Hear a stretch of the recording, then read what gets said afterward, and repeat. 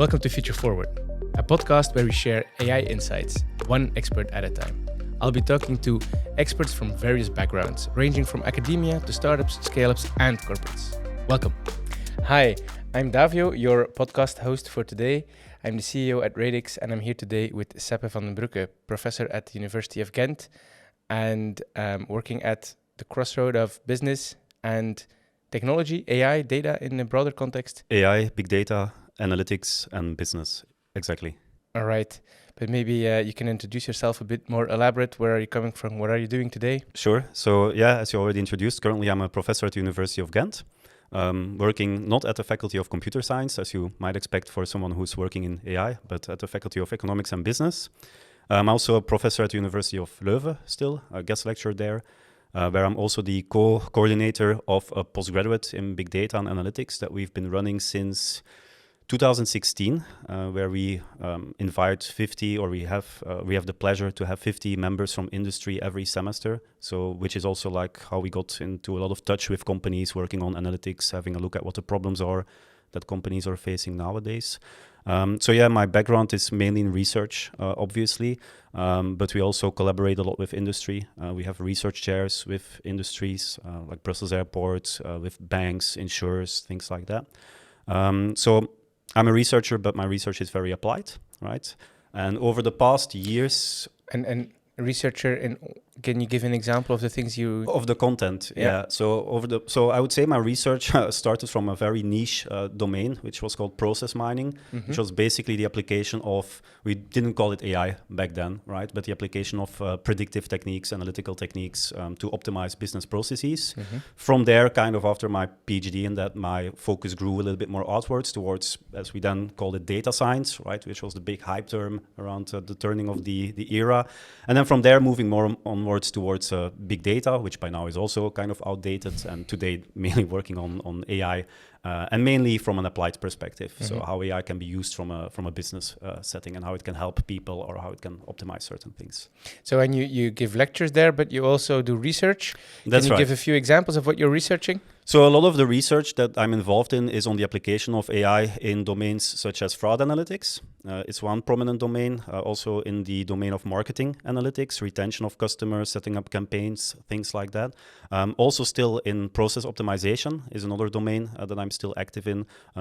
Those are a couple of the key domains that I'm involved in. Also currently, thanks to the collaboration that we have with Brussels Airport, for instance, also about logistics and things like that. Okay, cool. And now you're a professor here in Ghent. What is it that you give? Oh, I give a couple of different courses. I think, from the perspective of AI, I have a course on deep learning, which is like as close to AI that you can get nowadays, right? But I also give like lots of other courses, like traditional predictive analytics as a course as well, a big data course, which is in Leuven, and then courses for first bachelor students, computer science introductory course as well, which has like a little bit of AI in there, just to make them aware of, look, in a couple of years from now, this is what you will encounter in your life and in your studies, just so that you're aware already now as an 18-year-old, kind of what's out there in the world. But all of the 18-year-olds already know ChatGPT, so that's not really me telling them anything new. Is that the case? Do they all know it? They knew it quicker than many of my colleagues, actually. And so you're exposed to it in courses as well? And do you Absolutely. have to... Is that a challenge then? It has been, universities have been very frightened once ChatGPT entered the scene, because, as you can imagine, students are very creative, and they immediately picked up like that the fact that they could use this thing to write their dissertations, to help them write their reports, to help them solve computer questions, for instance, programming questions for like intermediate tasks that they had to solve. Just ask ChatGPT. So they like in a very split second, they all figured that out. And so the initial reaction was one of, we need to be able to stop this. We need to prevent them from using that, which I totally disagree with. I don't think there is a way to prevent that. Now I think the reaction has gotten a little bit more nuanced, in the sense that, yes, you can use ChatGPT, but the idea is not that you like have it write your full report for you without you understanding anything, which is very hard to check, right? I mean, we've all seen the case of, as a language model, blah, blah, blah. Of course, if you keep that in, I mean, we will catch you. But if you use ChatGPT really as a tool, good luck trying to catch that, right? There have been like companies claiming that they have tools to detect if something was written by ChatGPT or other generative models. But even I think OpenAI themselves has retracted their ChatGPT detection tool quite recently because they basically admitted that this thing broke all the time or wasn't working that well. Also, some of the companies, one company in particular that the University of Gent has been using as a detection tool, they also had to stop usage of that tool because there were too many false positives. And there have been cases in the US as well of students failing their courses because a professor used a tool like that, thought that the student cheated, whereas in fact they didn't cheat. That's painful.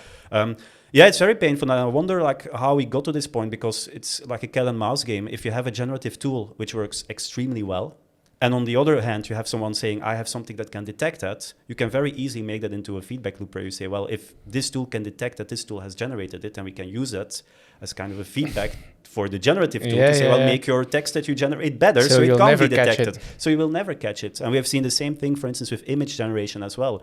Adobe came out with tools saying, well, here is how we can detect that a picture was generated. It works for a while, but after a month, 6 months, a year, it doesn't work anymore, right? It's the so how do you deal with it then? You embrace it. I think that's what we'll have to do. We'll have to think about other ways of evaluating students. Maybe the old-fashioned style of write a report of 12 pages is outdated. I've personally played or suggested the idea of let's give them the report as generated by ChatGPT and then ask them to improve upon it, or ask them to find the mistakes in it or the faults in it or the things that could be rewritten a bit better or should be edited, so that you start thinking more about the tool is here, it will not go away, let's embrace it and let's see how we can then make our evaluation procedures better and the way how we handle this better. So there were exams in June. Were there options for them to use it, and did you deal with that then? I have, so from my first year students, they have a applied exam where they have to use Excel. Also still a very important tool of all things, especially for business students.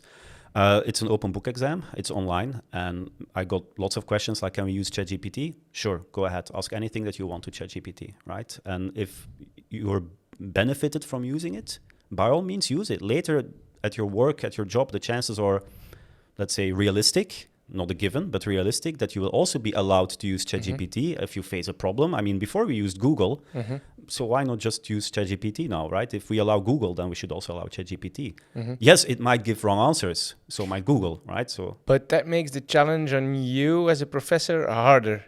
Because you need to design your questions in a different way. And detect, like, okay, do they really understand it, or did they just copy-paste? That becomes a bigger challenge for you then. Exactly, but that was let's say that you have someone who is very good at Googling, right? Can you really say that they understood the solution then, or that they were just very good at Googling? And maybe being very good at looking up information is also an important skill to have, true. Right? Why should you memorize all the keyboard shortcuts and formulas in Excel? It shouldn't be about memorization anyway. Of course, it depends on what you want to. If you give like a foundational course in physics, for instance, I guess that there you can't just ask everything to ChatGPT and then just hope that things will work out in the end, right? So it obviously depends. But like for things like this, why not, right? Same with many of the jobs that we see people doing today. Why not have them use ChatGPT in kind of a responsible way?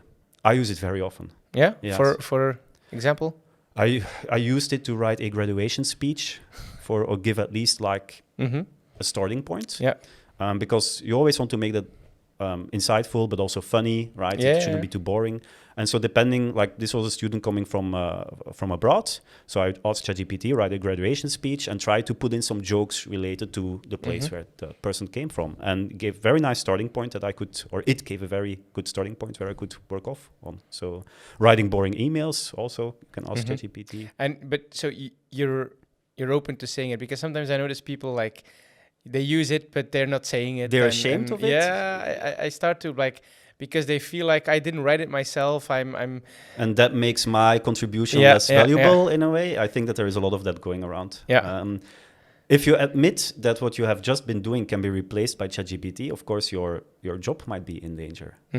And I'm fully aware that as a professor, it's maybe easier to admit because it's less easy to kick you out, right? So it might be easier to just say, well, I'm using it all the time. Of course, I'm not using it for core research, right? But even like organizing courses, like the other main important point of what you do in academia, teaching and research. But for teaching, why not ask ChatGPT, like, have a look at my slides that I just created. Did I miss something? How would you create or make an outline for this course that I'm giving or redesigning next year? I think it's a great help. So why not? Yeah. It's a tool at the end of the day, right? Yeah, definitely. And I think it's important that you say it's a tool because I notice, for instance, we have people applying and you get motivational letters, and I don't know how, but you sometimes sense when they've used ChatGPT, you just feel like there's some kind of, I don't know how to put it. Is it some computeristic thing? It's hard to express, right? Yeah, but you can feel like after a while you start getting like an intuition, a feeling. Yeah. I think it's about the rambliness that it has, maybe. and maybe a bit too verbose. Yeah. So especially when people do not do too much editing of themselves, yeah, exactly. Then you can really sniff it out, right? Yeah. I've also had that feeling, and it's actually the same if you look at things like stable diffusion. Mm-hmm. After a while, you can, even if you ask it to make images with like a cartoony style, it's something in the composition where you can also feel. I'm not talking about here is a hand with 6 fingers, because then of course you can see it, but like even if the picture looks kind of, you cannot really pinpoint a specific mistake, but like the overall thing gives you like the feeling of this was maybe not human made, right? Yeah, but the thing which is interesting is there, it means that I guess it means it also tends that all these things go to sort of average, to the mean. A regression to the mean, yes. And what that also means, and that in terms of it being a tool, so if you want to go to the next step, you really need to do something, because you can sense those motivational letters, they are standard, and the same with pictures. So absolutely, in that sense, picking it and then going into the next level and achieving that next level, which is otherwise maybe very hard for some people, is the skill to select on. Is the skill, voila, that's not the thing you need to, and that's also the thing that people should focus on. Totally agree. It's a tool that makes many of the hard things easier, which doesn't mean that there aren't any hard things remaining for us to excel in, right? No, you're absolutely right. On the other hand, from a more pessimistic point of view, regression to the mean, I think what we might also have to realize is that for many of the things that we do in our daily lives, in our jobs, that maybe regression to the mean actually works well enough. Pareto efficient is just the most efficient way. That's true. And that's something that we'll just have to deal with if we continue to develop these sort of tools, how we will organize ourselves around that, right? Yeah. And that's also where kind of lots of the huge scares come from, I think, against these kind of generative tools. Yeah. It's very much related to job security. Mm-hmm. But do you feel as a professor that you are, even outside of the fact that you are in a more protected job, just content-wise or in your personal ambition, because there's the fact that you have job security, but there's also the fact that the job should be exciting and challenging. How do you see that changing? Well, research, I don't think the current models that we have are good enough to really help there. I know that there have been cases of ChatGPT like synthesizing some kind of new chemical and things like that, but it's still very much early days on that.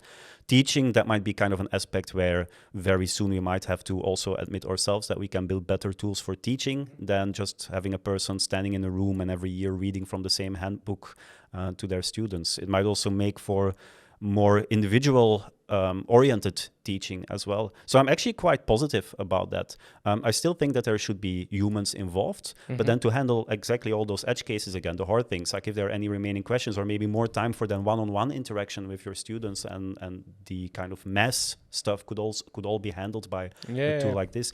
I'm quite positive on that.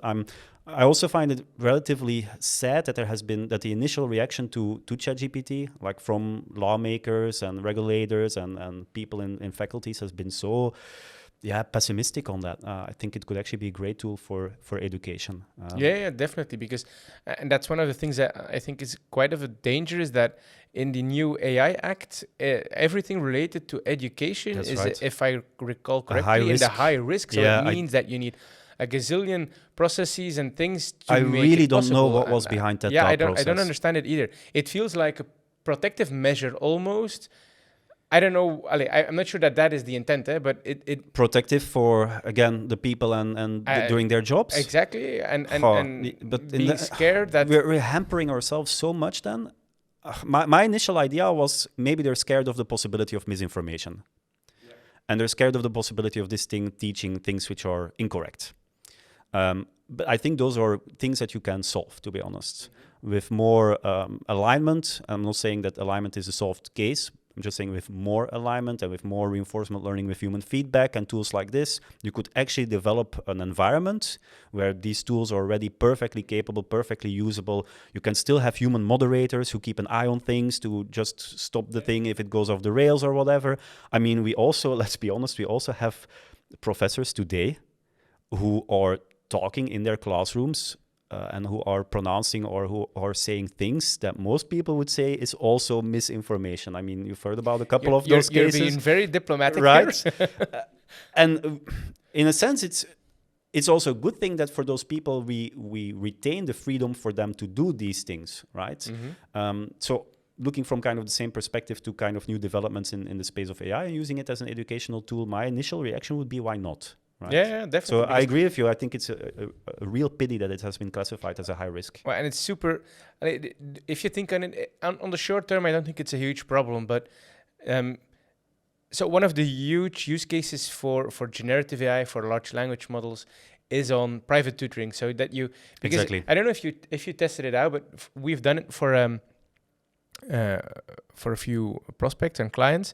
We've done a few proof of concepts. I mean, and you can actually, if you initialize it well, you can really have a trainer on an individual level, depending on your maturity grade in a certain topic, and really triggering you to ask questions, to have a debate on a topic. And that's it. Really, like, it triggers your interest. Yeah. And that's a huge. If you can trigger someone's interest, I fully agree. and that in a scalable way, because you can scale this thing. I fully agree. It's private tutoring in an accessible way. Yes. That is in terms of educating society. That's a huge opportunity. Yes. In the US, they're already doing it. Like, there's the famous speech from Khan Academy. It was a fantastic speech. Yeah, by the was way. great. Fully agreed with all the points that he raised. But they're doing it already there. And why are we not doing it? And you see, what I'm thinking is that you see their foundation of their society, kids today, being educated a lot better and faster than we are here. Well, if you see what that could mean in 10 years, it's just they are. We also have a huge lack of teachers here in Belgium. Also, how are we going to solve that? I mean, it's not even about job security at that point, because the jobs don't get filled in. So I completely agree. I have a 3.5-year-old daughter. She's maybe a little bit too much addicted to the iPad, right? But you know what you do then, you install some educational games and then you tell yourself that makes it better, right? So she really likes to engage with those. Like, there's colors and numbers and shapes and this and puzzles and this and that. And okay, there is a benefit of that. She develops some awareness of things and some concepts. But in many ways, if I look at those apps and tools, I mean, they get boring very quickly, because once she figures it out, it's over. They are very badly designed, because for some reason designers think, well, it's for kids, so give it just a few colors and they don't know any better, right? So very often I'm thinking with exactly the tools that you describe. If you have something way more interactive and combined with the things that they like, and you involve those things that they like into teaching them new things, it would be a fantastic thing that you could develop. What if you could have Boomba or exactly or tell you about how the Earth and the Moon rotate, or things like that. Yeah, absolutely. The opportunities are huge. And in that sense, classifying it as high risk is an enormous missed opportunity. Yeah, I find it. I put it stupid. If I would be a policymaker or someone making decisions at that level, I would try to get funding and fund companies who are willing to build something like this. Yeah. And yeah. It's a missed opportunity, and you just notice, like I mentioned, we're having companies interested in those cases, and they're just like, okay, what will this mean? Now we'll need a lot more processes. What's the danger if we do misinformation in those things? So they're getting scared. So those innovations are just being held back because of upcoming regulation, which is definitely not what you want. No, that's right. And to be honest, how Europe has been so. I mean, in one way, you also envy them, obviously, because in a way they're right. There needs to be regulation around these things, because it is definitely the case that already the tools that we have now, they can be used in very nefarious ways. And I guess misinformation being the biggest danger currently. I know that there are people going around saying that AI is like a nuclear weapon, so we should stop it now. And for some reason, if we have super intelligence, it will wipe out the human race, which is already kind of a flawed assumption, because I don't understand why one would lead to the other. What are the other dangers? Using AI in weaponized systems, for instance, but the military is already doing that, and the military goes above all regulation anyway. I mean, especially in the US. So if they want to have projects like these, there will be projects like these. So if then what remains is your fear of misinformation, then limiting all other innovation in the space, I think it's a very strange decision to make, to be honest. And how do you feel about, because you were just back from China? Yeah, you've been You've been photographed, you've been fingerprinted, photographed. You're in their body system scanned. now. I'm probably in multiple systems. Yes. So it's allowed there. They do it there, and they're not even. There's no GDPR. They're not ashamed of that it. I cannot ask them to remove my data or Yeah. please give me a full extract of all the data that you have on me. No, that's right. One And of that's the a good thing that we have, right? I mean, Yeah, the one fact of the that we things have which will be in the protection- AI Act is it's forbidden to do that. Yes. Social scoring and all of these things. Well, they're not doing social scoring. So we should be a little bit careful because the way how the West has been portraying the famous social credit, you don't see it there. There Okay. is no app or website that you can visit to get your social credit. It's Okay. not even nationwide implemented, a thing like that. What is the most comparable is that there are credit scores, very much like you have credit scores in the US. But credit in terms of if you can Financial get credit. Yeah, okay. Yeah. Yes, and where perhaps there are things influencing the score that are related to your social behavior. Like if you have conducted a crime, for instance, And you want that to get a might loan, impact and that your will be score. in the system. Okay. But like really those cases that you read, like, people cannot book a flight ticket because their social credit was too low. There are probably cases like that, but it's definitely not a majority. So I think that has been kind of overblown. Yeah. What is true is that you do get scanned and fingerprinted and monitored across everywhere, basically. There is a camera. I mean, there are more cameras than people to an order of magnitude. So that's definitely true. How do you feel about that? Blissfully ignorant, I would say. What can you do against it? Not that much, right? But you do think it's a good thing that in Europe we're not going that way? I think, well, are we not going that way? We're not doing that? Are we? We might be doing it, but in a different way. Elaborate. Well, there has been talk, for instance, about monitoring your carbon footprint, for instance, through an app, right? A couple of years ago, that was a talk of conspiracy theorists and stuff like that. But I mean, you hear voices now also in the policy debate saying, well, actually, we should go towards something like this in order to save the planet, and all for good reasons, obviously. But many of the good reasons that we are inventing today to solve really difficult problems that we are going to have in the next trajectory of us as a humanity, what is always apparent is that not only is there suggestions in ways how we can solve the problem, but it always comes with some form of monitoring and more control in many of the solutions that are being proposed. In many That's of the true. solutions that are Today, being with your proposed. car, you can't drive anywhere in Belgium without the government knowing. Yeah, and maybe we are going to kind of a similar setup, just the way how we are progressing towards that is through a different way and maybe a bit more involved with more sidestepping and more laws around it and stuff like that. But in the end, I'm not so sure if we are like completely unmonitored and still have like, or freedoms wouldn't be limited in the next 10, 20, 30 years. And in a way, maybe the regulation of what's been happening with AI, yes, fighting against misinformation is important, but in a way, it's also taking away some fundamental freedoms of what people can do with technology, right? Which is pretty sad if you think about it. Why not organize a debate around, well, assuming that misinformation is indeed an enormous problem, which I'm willing to believe, and is indeed one of the huge problems that we have to solve. Why is the reaction always in terms of limiting things, regulating things, rather than maybe having a more fundamental discussion of how we can limit the spread of misinformation in the first place by maybe a more drastic overhaul of certain things like social media, for instance? Yeah, the misinformation. I won't go there because I find it a very, like, personally, I still have a very hard time with why aren't they accountable themselves more on being more critical? Like, there's been bad information as long as I can remember that I read things on the internet which are wrong. True, but now it's on a really huge scale, though. That's true, yeah. But still, if I saw the picture of the Pope in the Balenciaga thing, I knew it was fake. Sure. It's like, people need to be educated. I think that's a lot more important than trying to prevent that, because you will never. A good question to ask, which is maybe kind of a blunt one, but like, let's say that indeed you have such an issue of lots of people believing lots of things very easily. Like the earth is flat. Yes, there are flat earthers, and Russia did this, and they did this, and they doomsday preppers and assume that people believe it. Why not just say, so what? Let them believe it. What's the risk? Also true. The risk is during the coming election cycle. Is that what the risk is? That they would vote for the wrong person? Or what's the risk? Probably the one that you just mentioned. I guess so. Yeah. And again, if you then trace the lineage back, isn't it then about control, that we control what you see? So I think we should be very careful in these kind of things as well, like that we do not kind of, by trying to fix everything, that we don't end up controlling everything. So you like X, or at least what Elon Musk says he wants to do with it. It's weird how nowadays everybody wants to know about everyone what they think about Elon Musk. Really? Everybody's asking me, but also others, that question. Like, what do you think of Elon Musk? Are you against him or are you for him? It's so strange. I didn't ask Musk, I asked X, but for you that's X the same. specifically? Yeah. As an app? Yeah. Good luck to them. I think it will be a hard challenge. Yeah.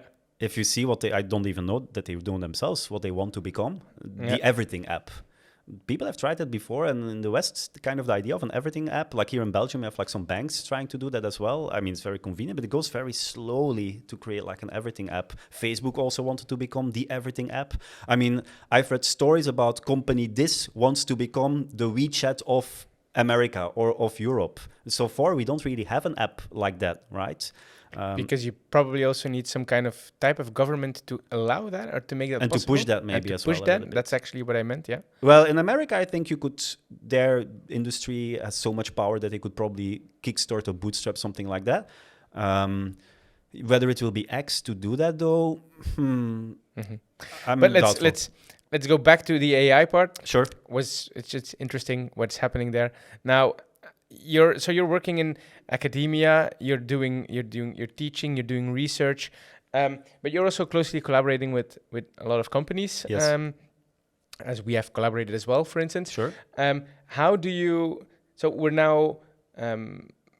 I would say the breakthrough of AI, the first one was 2012 when AlexNet happened, and we had convolutional. That was the first summer appears again, right? Yes. Voilà. Well, let's call it spring, because it was not mainstream yet, but it boiled up again, and people were like thinking, oh, AI it's going to happen. Yes. Something that they thought of. I would say I agree with you that AlexNet was kind of the first milestone where everybody went, wow, this changes. Exactly. I think that there was one before that everybody forgot about, maybe for good reasons, to be honest, but which was IBM's Watson playing in Jeopardy.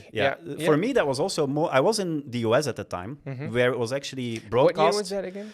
Oh, it was pretty. I can't remember. It was definitely in the 2000s somewhere, and that was also a moment where I was going, "Wow, this is AI, right? We are close to it now." Yeah. It disappeared completely. Yeah. I think maybe also there were some things going on there that were maybe not as good as they. I also think that the marketing people jumping on the whole Watson brand and trying then to sell it in the bad ways is also complete IBM's mistake. But indeed, AlexNet is then the next milestone. So we've had AlexNet, the spring. Now you could call it summertime, seeing what happened. We had AlphaFold 10 years later. Yeah, AlphaFold. Which was also a big wow moment. And then we had the GPT. And then we had going it mainstream. Yes. Let's summer and mainstream is a bit what I mean. Yes. And that's 10 years after AlexNet, almost. How have you seen that change? During that period? During that period and just now after, because let's say we're 10 years and then 1 year, which is like the one speed. year. We're 1 year in the summer and we're 10 years of spring. To be honest, when ChatGPT appeared, I wouldn't have expected it to appear so soon and so drastically.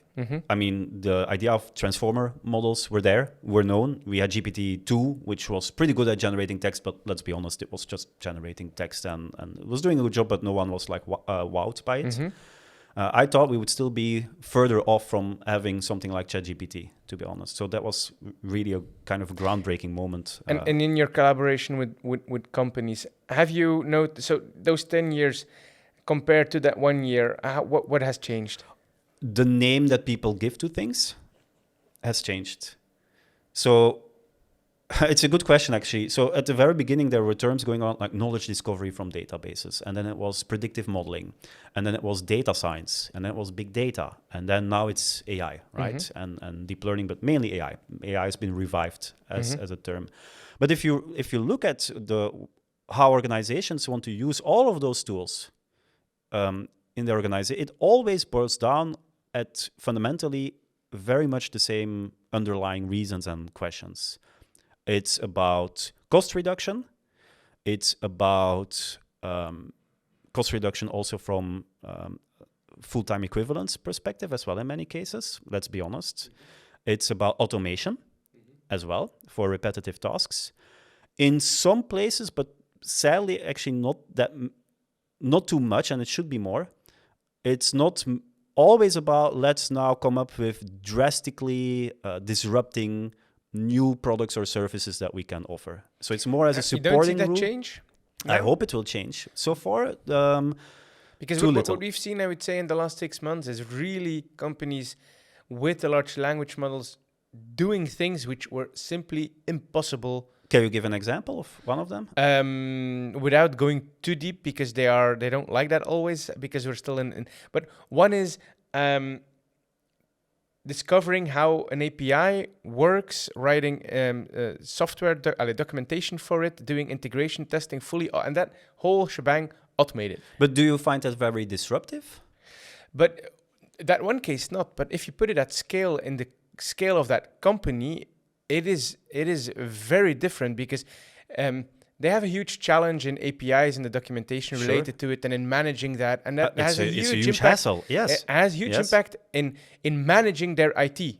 Yes, solving that with a few clicks. I mean, I'm exaggerating a little bit. Will make their company a lot more agile. What APIs do we have? True. How do they work? How do they test? How robust are they? Mm-hmm. All those things will be solvable in a scalable way. True. That's okay. The first case is not that disruptive, but do that on a scale and compare that to companies which are now software testers and just doing that and trying to figure out how does it work. Yes. I find that in a few months or years quite disruptive. How that will impact how software is written.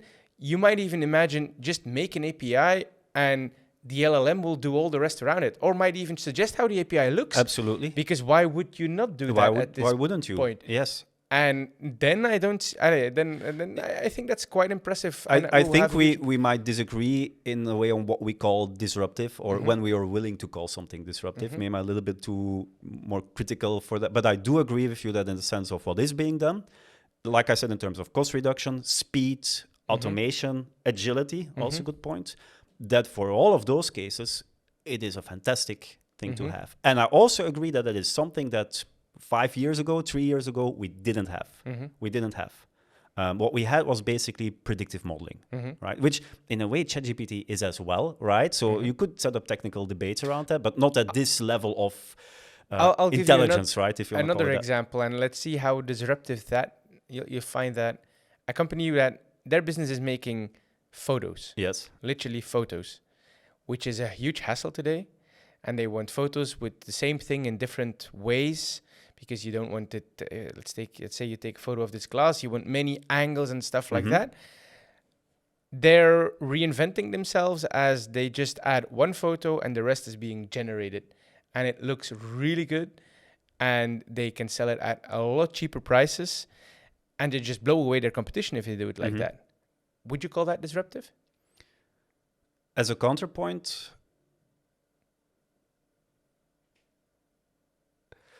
why wouldn't a machine be able to do this? Yeah, but of course. But what I mean is, this is going to, and in my opinion, this is really going to fundamentally change those businesses and how they operate. Oh yeah, that's their for sure. Their business models will change. Sure, that's I can give you another example. We're working for a company which works on with voice. They record voices. Let's put it like that. The things that they are capable of doing now is record the voice, license the voice, change your business model to you get X% of what we earn, and with the rest and we protect your voice that it's used in the right way, and you don't have to be there anymore. We just license it. Yes. Okay. I think I'm going from less disruptive to maybe very disruptive, but I think what you're putting the label disruptive on is in the way how organizations organize themselves, or they package their. The first thing is pure on organization. The last one is their actual business model is changing. Right. Yeah. And that you're right. That is disruptive in a sense. I think for me, I'm looking more for disruptions, maybe in a way, but like. You mean SpaceX sending rockets to Mars and then not even that back. extreme, but let's say healthcare, for instance. Coming up with, let's say, solving Alzheimer's. That for me would be kind of, if AI can help us with that, that would be disruptive for me. If AI can give new ways in terms of solving physics-related problems, if AI can help us solve climate change, for instance, Those would be disruptive things for me. Maybe I'm too harsh on something being disruptive or not. I think you're right. I think usually we just think disruptive. The interesting part for me is disruption. Why do we call it disruption? Because it looks like something suddenly changed. Right. Okay. Then but I agree. Usually it doesn't. Sudden change. Yes. Usually things don't suddenly change. Blockbuster and Netflix, Blockbuster didn't suddenly change. They were going down for years. Absolutely, yes. And they were It's just bad managed. Yep. Yes. Netflix, they were going up for years and they were just properly managed. Yes. So I'm not sure if disruption, afterwards, in hindsight, it often looks like disruption. But from the inside in a company, it's just done well. Execution. So how would you measure true disruption? Good question. Something that I think changes rapidly, is badly managed, and would still do well? I think it's more about being able to go in the same direction for a longer period, use technology in the right way to do that, and then things will happen, but you will probably only notice it well in hindsight.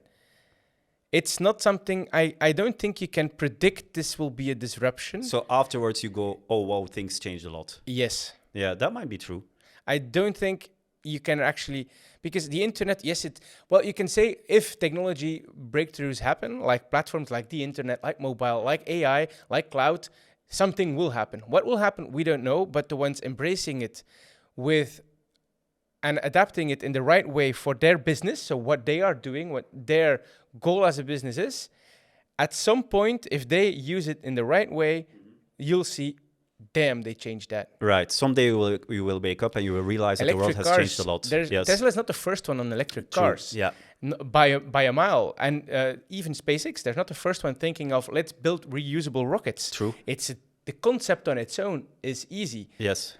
But there's very hard to find companies who can push in the same direction continuously and use technology for that matter. And not like, oh, this is an interesting exit, let's try this. Oh, this doesn't work, and give up and try something else.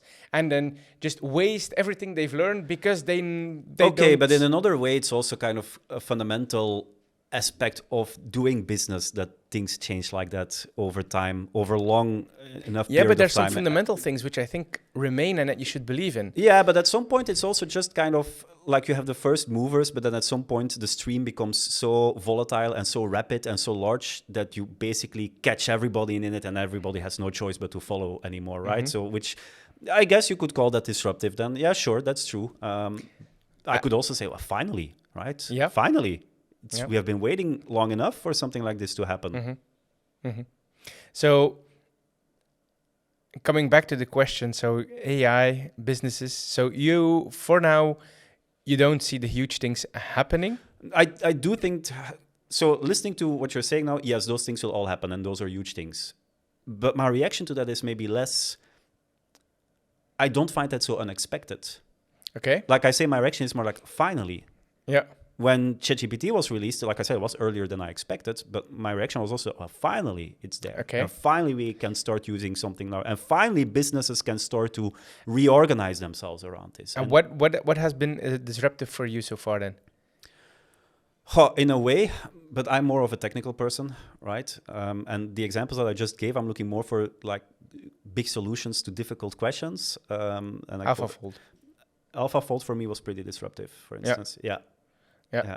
Because suddenly this became a commodity almost, became freely accessible? Because you solve something by means of a completely different approach, reinforcement learning based, through self-play, where for the past decades, the only way or tools that we had there were simulation-based tools that took ages to run, were very imperfect, and suddenly this thing turns out to do a way better job at this, through the same means of kind of underlying principles that we're using for ChatGPT and other things. If you look at what people are doing in physics, for instance, they're also in the space of like fluid dynamics and models like that. They're also now, they call it deep learning based physics.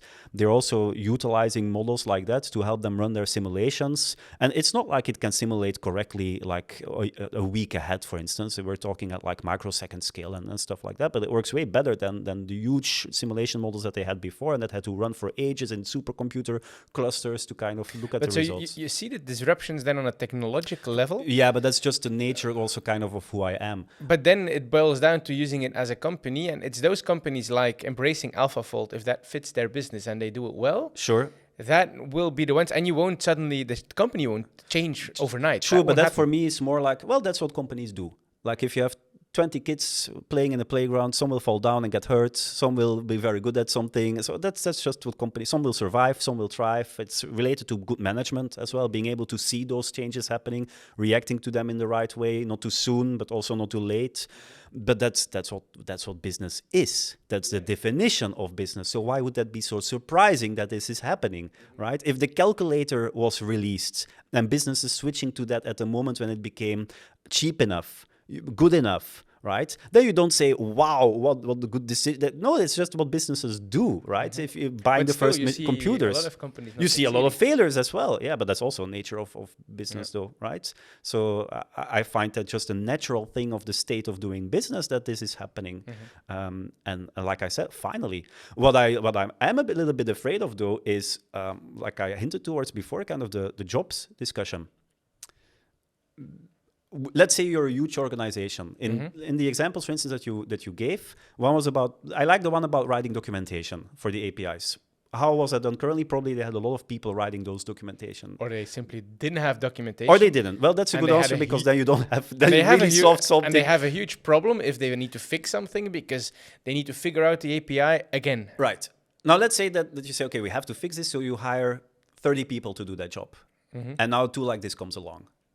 And as a manager looking at this, making kind of a rational decision, you would say, well, we have to fire 20, or we could fire 28 of them, 2 remaining, to kind of look at the tool's output and see that it's all nice and so on. But basically, if I look at my bottom line, I can get rid of many firing people. 28 people, why in the rest of the company you'll probably have holes to fill. You'll need people.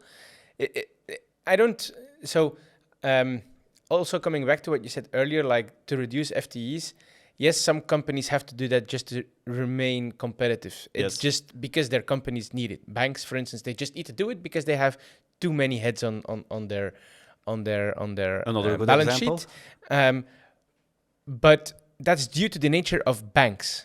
I wouldn't call that due to the nature of technology. It's just banks are changing. They need to change. And okay, it's technology. Do you think that they will? What? Change? Banks, for instance, yes. They have to. And large organizations like that, like they really huge. Have to. But let me put it different. So the thing is, So if you look at demographics, we need to be more productive. We're growing in a way that we won't be able to sustain our economy, right? Because instead of being like this, we're being like that. Yeah. As everybody, we're going from a pyramid. We have an to inverted pyramid. To an inverted pyramid. Yes. So we have to be more productive. We have less people. So in the long run, I don't even understand the question of people will go out of jobs. So for you, it's just like this. This is something that will happen like this and naturally. we don't add technology, there won't be enough people to sustain society. Right. It's as simple as that. I'm not saying I disagree with you on all the points you're making, but would you then say, let's wait to fire those 28 hypothetical people because they will kind of flow out by themselves? And no, but there is still a huge demand for talented people. There's still a huge demand. It's not like those people will go out of a job and there won't be jobs. But what about non-talented people?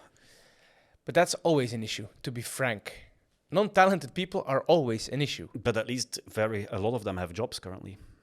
But there are always very difficult discussion because non-talented say universities. People, then I'll put it. I find that difficult because I don't. It's. You've read the articles about. I'm not really sure if non-talented people exist. I think okay, but that's. It's very philosophical. But what I mean is, I think there's people who are in the wrong place. Okay, let's call it that. They're in the wrong seat. So what about people who are currently in a position where they cannot fully leverage the talents that they have been given and instead need to make do with their non-talents? That has nothing to do with AI. That's something they need to solve anyways. Yeah, but it hasn't been solved for a long time already. And now you have something which is a great scapegoat that you can use to solve it. And which companies have already been using. Like, we will fire so many people because, look, now we have AI that will do it for us. Let's be honest, you just wanted to get rid of those people. True, but that has nothing to do with AI. Again, that's my point. Yeah, but it's a great catalyst. It's a catalyst, but if it wouldn't be AI, there would be another technology. They would find something. I agree with you, but that is exactly why I think this is one of the largest dangers against AI at the moment. Against AI? Yes, What do you because mean? I agree with you. Because people are going to use it and it will put it in a bad daylight. That's what you're saying. Yes, and people will revolt against it. Okay, because companies are using it as an excuse. Yes, because of people will AI, say, we need to get rid of people. I mean, the unions will go Yeah, crazy yeah. about this. Look, AI, it's destroying jobs. Looking at the short term, because I agree with all of your points. With any huge technology, if you look at the long-term scale, there is always a transitionary phase, but afterwards it actually leads to creation of more jobs, better jobs, more comfortable jobs. Exactly. Right? But in this short-term phase that we are in currently, and especially in the era of this outrage mentality that the world has currently and this extremism in viewpoints and sloganism, I see that as one of the large dangers. So I don't disagree with you. I just think that just practically speaking, this might be one of the hindrances for AI to succeed. Is that something you noticed today in university or in collaborations with companies? Is that something that you... I think for many companies, it's a pretty sensitive topic. Yeah. Like we would like to use AI, and yes, we know it will bring so much benefits to us, and we could reduce this team by so much. But how we will bring this to the table?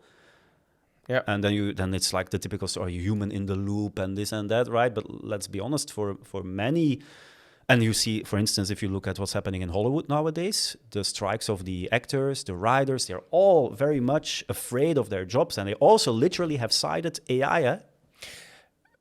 And do you agree with that? I don't agree with that. I'm just saying this is something that's been happening. And this might be one of the dangers for AI, that this might be stopping innovation in AI. Yeah, but you don't. So, what's your opinion? Do you think it's rightfully that they are putting it on AI? Do you think that they... No. Are their jobs in danger? Yes. Their jobs are in danger. Yes, sure. Explain. Well, if you gave an example already, you have a perfect voice generation tool. You have a perfect 3D model generation tool. You have ChatGPT can write a movie script, which is probably better than what Netflix is producing nowadays for the majority of cases. You can have something that generates content. I mean, imagine 10 years from now, non-stop. As many new episodes of Friends that you want, right? Whatever. The possibilities in a generative space are endless. If you are a painter, a writer, an actor, of course you would be worried for your job, right? And of course you have to be worried about your job because it could happen. Can you replace the fact? So I think, I'm not sure if I agree, simply because I think it's about reinventing how you do it. Let's look at... But tell that to the actor whose job is in danger. Of course. They're not going to accept that answer. That's something different. But let's look at music. When they had Spotify streaming, it was also, this is the end of artists and stuff like and the that. radio will kill musicians. It didn't happen. That's one thing. Secondly, what I also think that is still working, how many people are going to, like, what's the most famous? Taylor Swift? Taylor Swift, yeah. How many people are going to a show? Yeah, but in Japan, people are going to shows where, like, a virtual girl is dancing on a big screen. Hazune Mizuki, or what's her name? So, I mean... I didn't know that. But my point is, I think an actor has a brand around him or her as well. There's a lot more to the face on the screen in a movie than that. True, and in a way, it takes a lot of time, like names like Leonardo DiCaprio, all of these things. You don't build that. And we are still being sweet because, like you say, with the actor, you have both the brand and you have the human connection and you have an aspect of creativity. But then let's say someone whose job it is in like some random big corp to make slides or to type out monthly reports about sales numbers, a person like that. But I agree again. But the added value of a person there is not typing out the numbers, is being critical over those numbers, understanding them well, helping to prepare the presentation. That's the added value. You have a lot of trust in humans, I feel. I'm not sure I would be so... I think humans are just more capable of than what we think. Another typical example, like, let's say, and nothing Are against... you grilling me or am I nothing grilling against you? those... I mean, I'm just, like, thinking scenarios that could happen, right? Let's say another example is fast food chains. The worker there making your hamburger. Let's say we have a robot doing that. We're also not that far off from that. We have seen already cases of that, right? What do you know how hard it is for them still to find people to do that job? But what about the people for who that is the only job that they... But there might be other jobs which are much more interesting. Long term, yes. And I don't disagree with you. And you think that a robot will be there tomorrow? I don't believe that. Yeah, I'm just afraid of the short-term reactionary that is something of people. That is something I do agree with. And, that is something which so fundamentally we don't disagree. Yeah? I'm just worried about the reactionary things that. But are is that something now. you feel today? What you feel today is companies that are, well, it's actually something we notice as well, that they are scared of communicating about it. Yes. Because there's a fear among their employees. Fear is maybe putting it a bit high, but some sort of sensitivity. Yeah, sensitivity. Okay, that's a good word. Yeah. And I think, and the example that you gave about the radio, right, replacing, people are also afraid of it. Then the radio still broke through. It's still a great thing to have, exactly. And in the end, things worked out well. What it was different than now is that now we have like worldwide global platforms that can amplify outrage. We have things like X and Facebook and other social media and TikTok and so on, where now we have, like, if people are outraged about something, you can find people who agree with you for any sort of statement that you want to make. Today there was a tool, I forgot. So you're because we're in a more local community, you're more socially corrected, or almost, or no, I think that now the initial reactionary statements that people might have against new technology might become amplified to such an extent that there is a risk of the development of that new technology being stopped. Yeah. And that's not only specific to AI, by the way. I think that there are similar worries if you would have like breakthroughs in other technological domains as well, that from kind of voices about certain minorities getting amplified, that it might actually hamper us. And that is a bit worrying to me, and also in the space of... So the loudest screamer, even in a small group, can win through those social... We have seen it with AI. You find lots of people on Twitter making... and big names in AI also, who have those reactionary statements to AI developments. Right, and that is, I find that very worrying, in fact. Yeah. So we'll see what will happen with that. Yeah. So how do you see things moving forward now? So we've had this period of 10 years of spring. We're 1 year in the summer. Now, yeah. How do you think this will evolve for businesses and for us? GPT-5, right? I think the next step. Well, the things that we are seeing now, and which is kind of the logical next step, is things becoming more multimodal. You see, I mean, Google is doing stuff like so, combining images and text both on the input side and the output side. I think a next big step will also be allowing more different types of sensory input to the models, not just a prompt with text in it, but also attaching sensors to the thing, right? And I think that will probably lead us already pretty far. And how do you see that with relation to what you're doing? So you're working together with companies on... Do you see that will impact your work, their work, how will that change? Not in my personal... I don't do a lot with robotics, for instance. But I think once robotics enters the mix, for instance, and we make those models also more present in the physical world, those are going to be interesting times, I think. Going further forward than that, then there is a fundamental question of how far will transformer models get us, right? How much layers can you still stack on top of this thing and it becoming or reaching super intelligence? I don't think we'll get there with the current technology that we have. As a business, you saying this, how would you prepare? How would you think about this? What should we do today? Be willing to make hard choices. What do you mean with that? In the way, already like you hinted, how you reorganize yourself, and maybe also in sizes of workforce, for now at least, it will be kind of a bit of a tricky period to go through. But I think that's one thing that organizations will have to consider. Another thing that I find which has remained stable over the past 10 years is be very wary of initial hype. You see that a bit now with LLMs as well, in a way, right? They're not perfect yet, by no means, and then the hype is enormous. I mean, every day on Twitter, you see people claiming like the world is changing. Here is another new tool that can help you do this, right? There's a lot of these small startups popping up, and a tool for this and a tool to edit this and to help you with that. That will kind of fizzle down a little bit, I think, in a couple of years from now. It will also become more centralized to a couple of players. So how do I pick my battles as a company? What if you're not an engineering company, you're like in retail or something like that, wait until a couple of proven technologies and offerers of technologies have emerged. What is pretty funny is that before ChatGPT, we've had kind of a chatbot hype before, right? Yes, the messenger, the Mark Zuckerberg Where hype. every company wanted to jump on top of it as well. And let's redesign our website where you don't have like a traditional navigation structure anymore, but you not even a search bar, you have a chatbot. They are all crap. They all work badly, right? Nobody liked them, right? And that's maybe an example of being a little bit too early to move. Also, I think as a good manager or as a good CEO, for instance,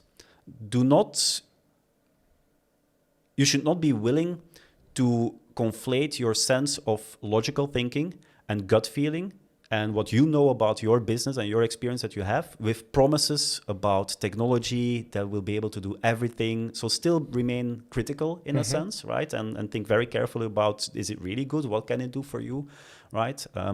So be good at managing your business, and then AI is for you just another tool, right? Do you get questions from companies with that regards, like, Seppe, what do we need to do with it? Quite often. What do they... Is that the literal question? What do we do?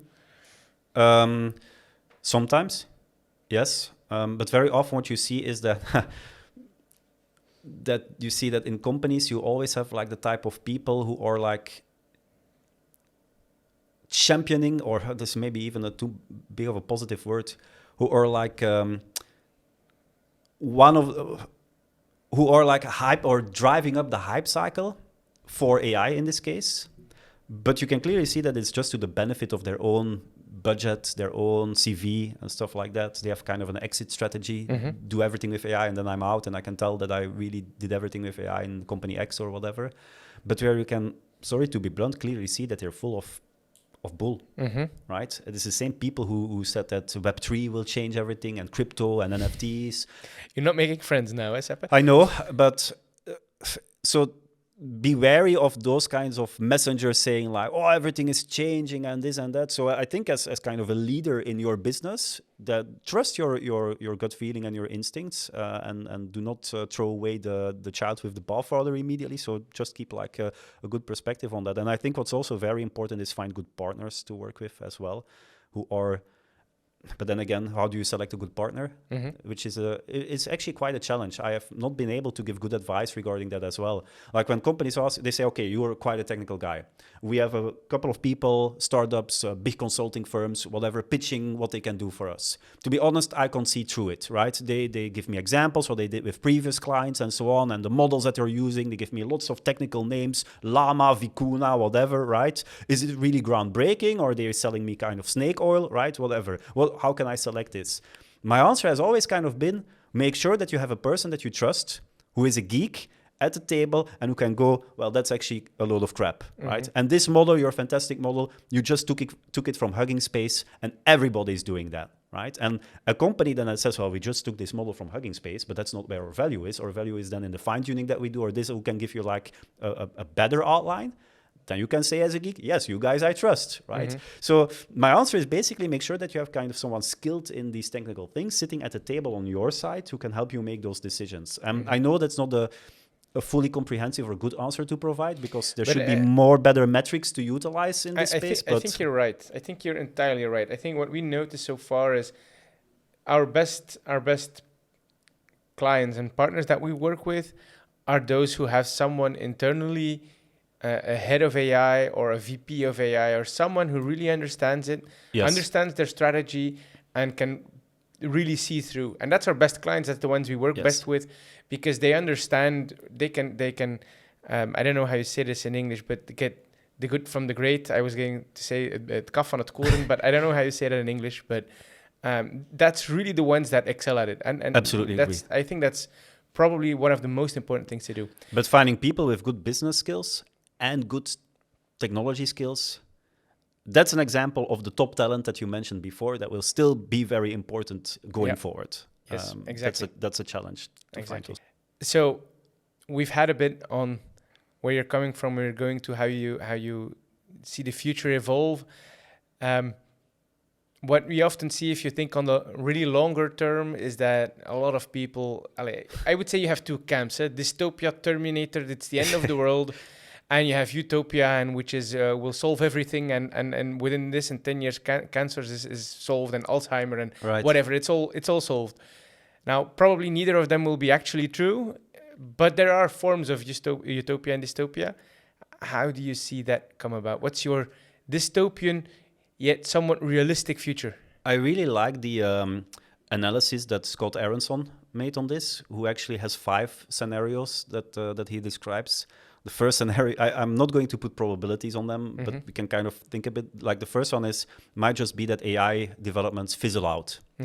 For several reasons. Maybe the cost of running these models is too high, and they are pretty expensive to run, right? Both to train, but also inference is not so cheap. If you look at Azure, it AI costs a lot to utilize. More expensive, yeah. It might be a power issue, the power consumptions that these models require, and from an ecological point of view, that maybe starts to be a bit worrisome.